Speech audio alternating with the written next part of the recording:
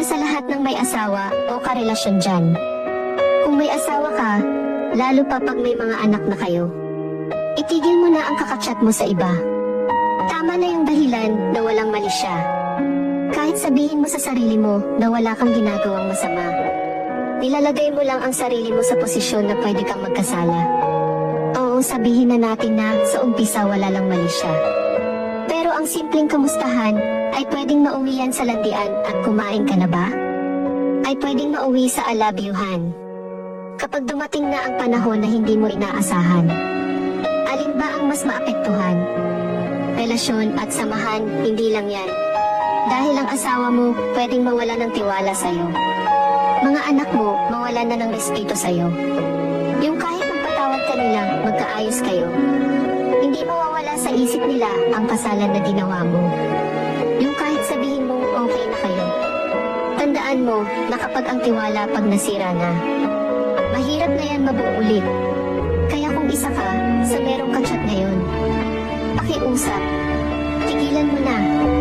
Dahil masisira lang ang maganda ninyong relasyon at samahan.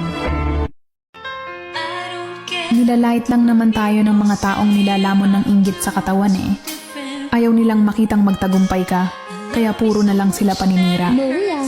Ipagpatuloy mo lang ang pagiging matatag at huwag hayaang maapektuhan ka ng kanilang negatibong opinyon. Ang importante ay alam mo ang iyong halaga at kaya mong abutin ang iyong mga pangarap. Balang araw, sila rin ang mapapahiya kapag nakita nilang mas malayo na ang narating mo.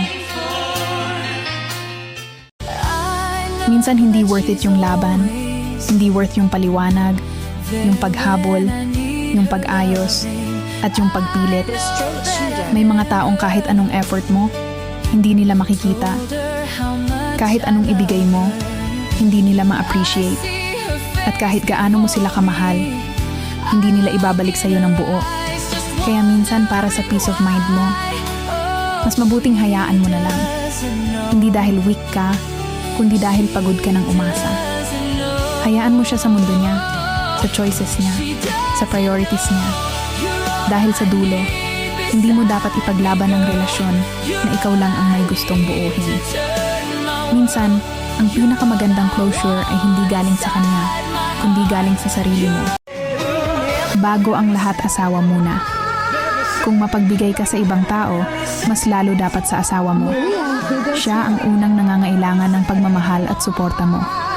Kung matulungin ka sa kaibigan at kapamilya, dapat mas una mong tinutulungan ang asawa mo. Siya ang kasama mong bumuo ng pangarap at pamilya. Kilala niya ang kahinaan at pagkukulang mo, pero patuloy siyang nandyan para sa'yo. Kung may pasensya ka sa ibang tao, doblehin mo ang pasensya para sa kanya. Kasama mo siya sa lahat ng hirap at saya, kaya't nararapat lang na siya ang una mong bigyan ng pangunawa. Asawa mo ang iyong katuwang sa lahat ng pagsubok at kasiyahan.